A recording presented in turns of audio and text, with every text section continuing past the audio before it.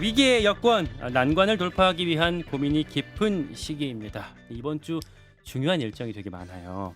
당장 내일 국민의힘 의원총회에서는 특별감찰관 추천 문제를 논의하게 되고요. 민주당은 김건희 여사 특검법을 국회 본회의에 상정하겠다 이렇게 벼르고 있습니다. 이어서 모레 민주당 이재명 대표 공직선거법 1심 선고도 전국을 가를 큰 변수가 되겠죠. 이 요동치는 전국을 수습할 묘한이 있을지 국민의힘 중진을 모셨습니다. 안철수 의원 스튜디오에 나와 계십니다. 안녕하세요. 예, 안녕하셨습니까? 네, 안녕하세요. 되게 오늘 표정이 좋아 보십니다. 예. 반갑습니다. 하나씩 좀 나눠볼 얘기들이 너무 많아갖고 하나씩 좀 볼게요. 연일 화제가 되고 있는 명태균 씨. 검찰이 명태균 씨랑 김영선 전 의원에 대해서 구속영장을 청구를 했고 내일 이제 법원에서 구속 전 피의자 신문이 있다고 하는데 어떻게 보십니까? 구속이 될까요? 그 문제가 제일 힘들더라고요, 네. 판단하기가. 네. 근데 저는 여러 가지 정황상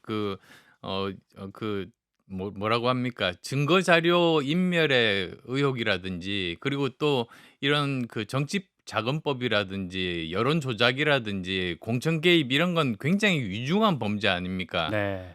그래서 제 그냥 추측으로는 구속이 되어야만 한다 이런 되어야 생각을 하고 한다. 있습니다. 근데 이 결과가 어떻게 나올지는 두고 봐야겠죠.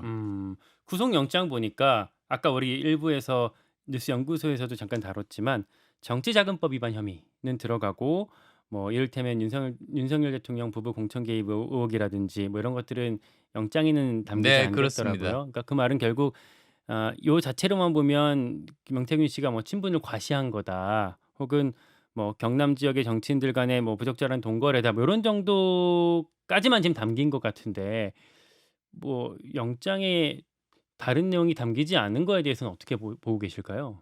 아마도 지금 현재 확실하게 증거를 가지고 있는 쪽만 보통 영장에 담으니까 아마 네. 그랬을 겁니다. 그렇지만 다 이렇게 연관되어 있는 것들은 판사님들께서 다 잘 아시니까 저는 현명한 판단 기대합니다. 현명한 판단.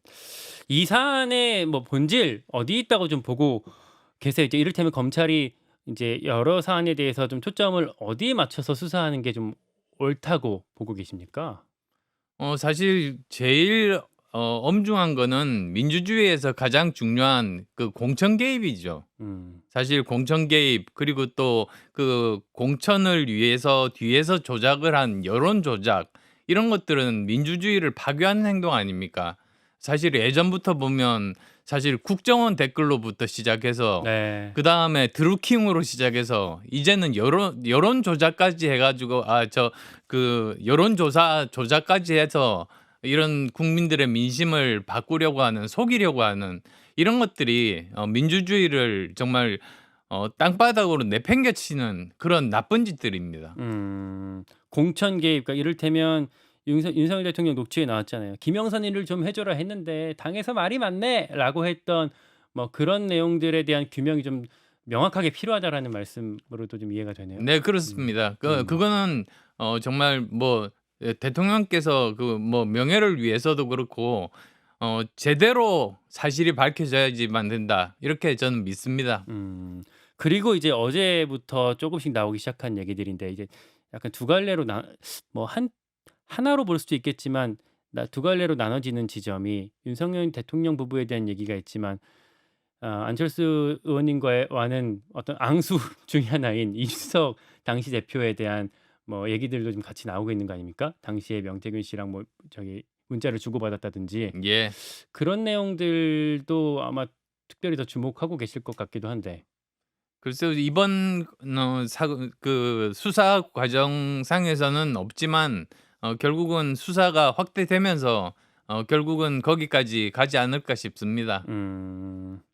네. 그래서 사건의 전모가 사실 밝혀져야 다시 이런 일들이 생기지 않고 민주주의가 바로 설 수 있는 계기가 되겠죠. 사건의 전모가 충실히 좀 밝혀져야 될 것 같다는 말씀. 제가 아까 말씀드렸던 윤석열 대통령이 뭐 "당에서 말이 많네."라고 했던 녹취, 이 녹취 이후에 이제 나왔던 게 대통령의 대국민 담화 기자회견이었잖아요. 그렇습니다. 이제 한 엿새 정도 지난 것 같은데 그 담화를 통해서 어느 정도 좀 해명 혹은 설명이 됐다고 보시나요? 어 아마 많은 국민들이 느끼실 겁니다. 좀 만시지탄이지만 어쨌든 대통령께서 사과를 한 거는 잘했다. 음. 그런데 국민들 눈높이에는 충분하지 못했다. 그게 제대로 된 평가일 겁니다. 왜냐하면 저도 지역구 의원으로서 많은 사람들 전화나 또는 대화를 통해서 이야기를 듣거든요. 그게 민심 아니겠습니까? 음. 지금 민심이 그렇다는 점 말씀드리고요.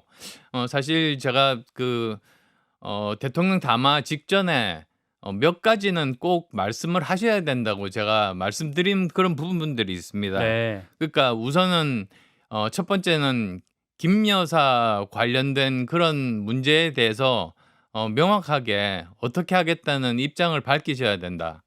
그다음 또 두 번째로는 대통령께서도 뭐 비록 당선인 시절이라고 하지만 그런 부분에서 잘못된 부분이 있으면 거기에 대해서는 진솔하게 국민들께 사과를 하셔야 된다. 그리고 또 세 번째로는 이제 앞으로 국정 기조를 대전환하고 그리고 또 일은 사람이 하는 일이라 인적인 쇄신을 하겠다. 이런 의지를 밝히셔야 된다. 그렇게 말씀을 드렸는데 어 그 그게 뭐 그렇게 명확하게 그렇게 나타나지는 않았습니다만 어쨌든 지금부터는 이제 중요한 것이 실행입니다. 음. 실천입니다. 진솔하고 빠른 실천 이게 승패를 가를 것이라고 생각합니다. 뭐 이를테면 근데 뭐 저기 김건희 여사랑 윤석열 대통령 부부가 저 휴대전화 번호를 바꾼다든지 이번에 예. 순방에 같이 동행하지 않는다든지 이런 것들은 뭐 나름대로 뭐 그런 변화를 보여줬다 이렇게 뭐 평가하겠다라는 건데 제가 말씀드린 내용에 비하면 그건 지엽적인 것에 불과하다. 저는 그렇게 봅니다. 그러니까 훨씬 더 구체적이고 더 좀 파격적인 조치들이 필요하다라는 말씀으로 들리네요. 네, 그렇습니다.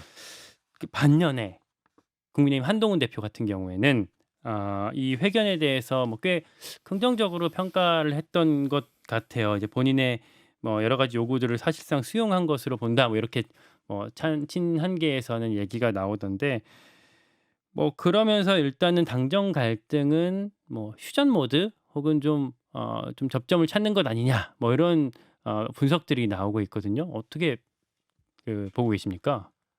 제가 보기에는 뭐 이런 표현 있지 않습니까? 2% 정도 좀 부족했습니다. 이 네. 뭐 대표적인 예로 어 특감은 말씀을 하셨지만 이 특검에 대해서는 이런 방구가 없었습니다. 음. 그러니까 그런 부분에 대해서도 사실은 명확하게 입장을 밝히는 것이 좋았다 싶습니다. 지금 특검 말씀하셨는데 특검에 대해서 명확하게 입장을 밝히는 게 좋았다라고 한다면 대통령이 김건희 여사 특검을 수용하는 게 좋았을 것이다라고 보시는 건가요? 조금 자세하게 말씀을 드리면은 네.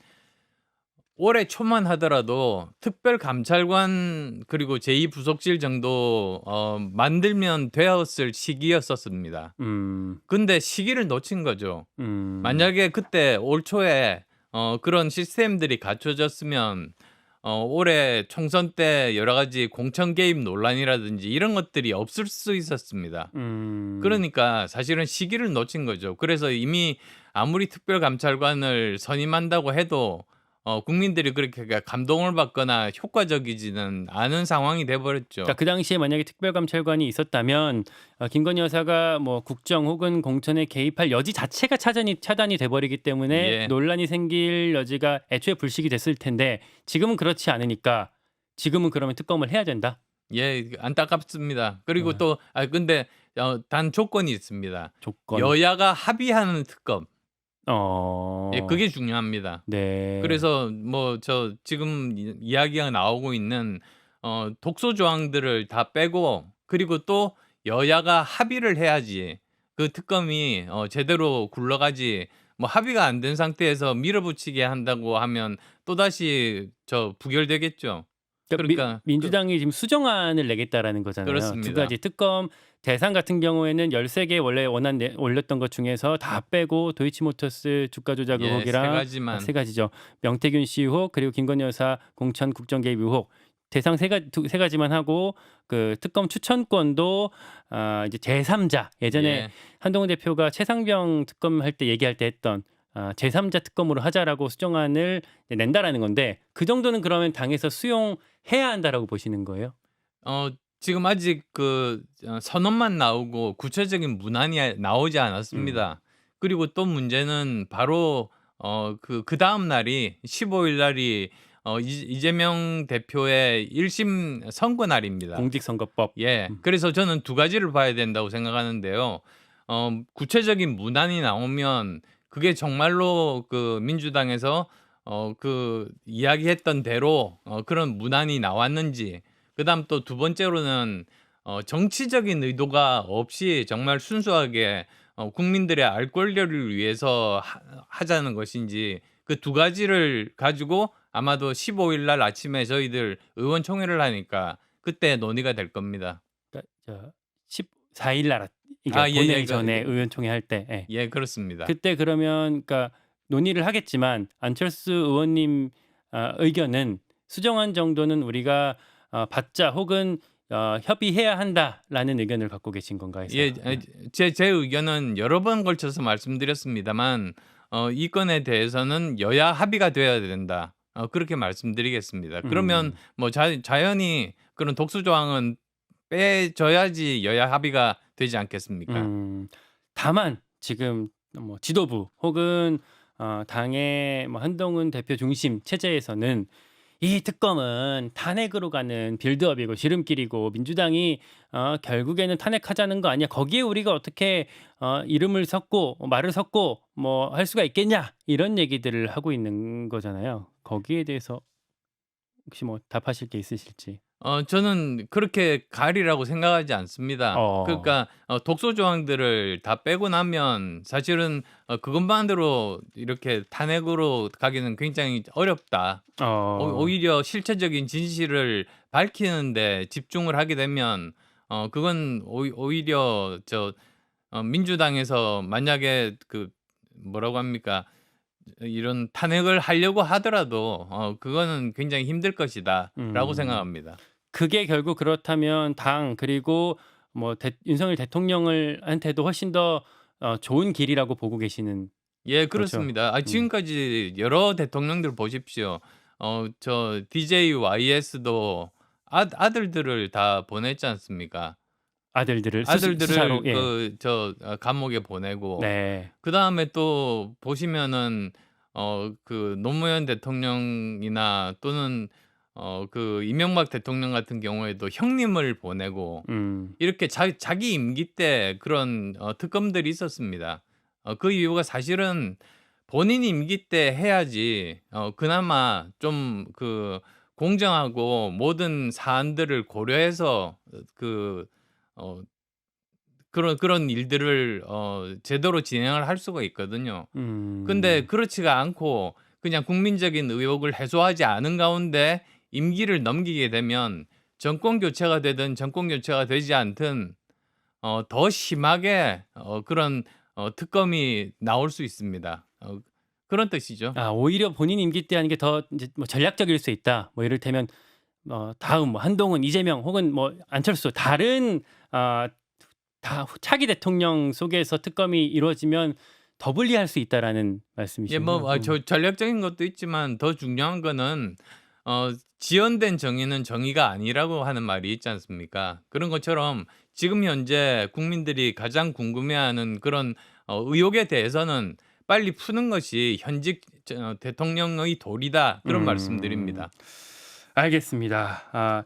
인적 쇄신 얘기가 최근에 좀 뭐 언론상에 또 당 내에서 많이 나오고 있는 것 같은데 어떻게 흘러가나 지금 뭐 이를테면 총리 후보로 추경호 원내대표, 뭐 원희룡 장관, 전 장관, 주호영 의원 뭐 등등 뭐 이렇게 하마평이 돌고 있던데 어떻게 좀 평가를 하실까요? 예, 다 능력이 있는 분들이죠. 근데 정말 뭐 조건을 따지자고 한다면 우선은 국민적인 공감대를 얻는 그런 분이 되어야죠. 그러려면 물론 능력이 있어야 되고요. 음. 그다음 두 번째는 지금 현재 국무총리 같으면은 국회 의석의 과반을 넘어야 되니까 야당과의 그 협치가 잘 될 수 있는 사람만이 그것을 통과할 수 있습니다. 음. 그다음에 또 대통령께 직언을 할 수 있는 분. 음. 그래서 지금 현재 이런 상황은 심각하니까 빨리 조치를 해야 된다. 지금까지 보면 그런 것들이 제대로 되지 않다 보니까는 시기도 늦고 여러 가지 부작용이 많았지 않습니까? 그런 것들을 막아줄 수 있는 인사가 총리가 되셔야지 앞으로 그 남은 2년 반 동안 그래도 우리나라 정부가 제대로 일을 할 수가 있을 겁니다. 지금 제가 언급한 분들은 그러기 좀 어려울 것이다. 아이 꼭 그런 뜻은 아닙니다. 네. 그 사실 되게 어려운 일이잖아요. 야당과의 또 협치가 그러니까 이를테면 야당에도 동의를 받을 수 있는 사람 그러면서도 예. 대통령께 직언을 하면서 대통령의 또 재가를 받을 수 있는 사람이 필요한 건데 만약에 안철수 의원님 본인한테 그런 제안이 오시면 저는 뭐 그런 생각은 해 보지는 않았습니다. 뭐 그런 경우가 생기면 그때 고민하겠습니다. 네. 네 뭐 하기 싫다는 말씀은 안 하셨어요. 네. 그리고 사실 지금 총리보다도 더 어떻게 보면은 많이 주목을 받고 있는 게 대통령 비서실장 얘기거든요. 예. 여기도 마찬가지로 뭐 하마평에 뭐 장제원 전 의원, 뭐 원희룡 전 장관 여기에 뭐 이상민 행안부 장관 얘기까지 같이 최근에 나오고 있는 것 같던데 요 비서실장 교체 가능성이 일단 있는 겁니까? 어떻게 좀 듣고 계세요? 아마도 고민 중이신 걸로 알고 아 있습니다. 그래요? 예. 네. 근데 뭐 만약에 교체가 만약에 된다면 그래도 지금까지 이렇게 돌려막기 인사식의 그런 모습들을 계속 보여왔습니다. 음. 그런 것 말고 지금까지 기용이 안 됐던 분들 중에서 인재 풀을 좀 더 넓혀 가지고 사람을 뽑는 것이 맞다 이렇게 생각합니다. 보통 이렇지 않습니까? 우리나라 인재가 굉장히 많습니다. 근데 항상 이렇게 인재를 뽑을 때 그중에서 우리 편만 그리고 그중에서 만나 본 사람만 음. 또 그중에서 내 말 잘 듣는 사람만 이렇게 하다 보니까 그 넓은 인재풀을 다 활용 못하고 굉장히 좁은 폭 속에서 네. 결국은 성과도 못 얻죠. 음. 그러니까 저는 그런 일은 없이 음. 정말 큰 인재풀 속에서 사람을 뽑았으면 합니다. 그리고 이제 내일 특별감찰관 추천 절차 관련해서 당내에서 또 의원총회에서 논의를 하게 될 텐데 요거는 표결까지 안 가고 이견 없이 추천이 될 거다 이런 전망이 최근에 많은 것 같거든요. 어떻게 좀 읽고 계십니까? 예, 저도 먼저 이 부분에 대해서 계속 주장했던 사람으로서 음. 당내에서 그렇게 이견 없이 정말 표결 없이 다 같이 찬성을 했으면 합니다. 그리고 그게 또 법에 명시된 것 아니겠습니까? 사실 지난번에 문재인 대통령 시절에 5년 동안 임명을 하지 않았던 것은 그거는 법 위반에 해당되는 것 아니겠습니까? 그것 때문에도 사실 일부 그 정권 교체가 5년 만에 되는 것에 영향을 미쳤다고 보는데요. 아. 이번에는 제대로 이 특별감찰관 그 선임이 됐으면 좋겠다는 그런 생각입니다. 그러니까 되는 걸로 되는 분위기로 읽고 계세요? 아직은 모르겠습니다. 그런데 이제 아까 잠깐 우리 말씀 나눴지만 특별감찰관 추천만으로 지금 어떤 논란을 다 해소할 수 있을 것이냐. 그러니까 민주당이 결국에는 이제 특검으로 가려고 하는 거잖아요. 만약에 말씀하신 것처럼 여야가 합의가 안 돼서 수정안이 뭐 받아들여지지 않고 민주당만의 단독의 법안이 뭐 이렇게 국회에서 처리가 된다고 한다면 그리고 그게 거부권을 통해서 다시 재의결 예. 절차로 오게 된다면 의원님은 어떤 표를 던질 그러니까 생각이실지. 뭐 아까도 예. 말씀드린 바 있습니다만 음. 결국 두 가지 아니겠습니까? 네. 우선 법안의 내용이 중요합니다. 음. 지금 민주당에서 독소 조항을 뺀다고 선언한 것처럼 네. 정말 진정한 중립적인 그런 내용이 담겨 있느냐. 그다음에 또 그 재의결이 28일입니다. 네. 그러면 15일 날그 공직선거법. 선고가 난 이후죠. 네. 아직도 30일 날 다시 또 그 위증죄에 네. 대한 위증교사. 네. 위증교사에 대한 그것이 남아 있습니다만 어쨌든 그 정치적인 그런 목적이 없는가 그 두 가지가 굉장히 중요한 포인트 같습니다. 거기에 따라서 결정하게 될 것이다. 1심 선고가 이제 금요일 날 있을 텐데 선거법 뭐 많은 사람들이 좀 전망이 좀 엇갈리더라고요. 그 의원님은 어느 정도 어떤 그 선고가 나올 걸로 혹시 전망을 하시는지요? 예, 저는 뭐 여러 가지 상황으로 봐서 유죄가 나올 거는 저는 믿고 있지만 예를 들면 벌금형이 어느 정도가 될지는 사실은 잘 모르겠습니다. 그래서 100만 원 이하로 벌금이 나온다면 유죄긴 하지만 그 피선거권. 제대로 유지할 테고요. 지금 대표직도 유지할 테고 국회의원직도 유지할 테고 만약에 100만 원이 넘는다면 그러면 당장 이제 국회의원직도 그만둘 뿐더러 그 400 몇십억에 해당되는 그 선거 비용들을 민주당이 다시 또 반환을 해야 되지 않습니까? 이제 그 문제가 있어서 판사들께서 굉장히 고심하는 걸로 알고 있습니다. 30초밖에 안 남긴 했는데 당내에서 이제 이 재판을 생중계해야 된다라는 의견들이 많잖아요. 예. 의원님 의견도 궁금합니다.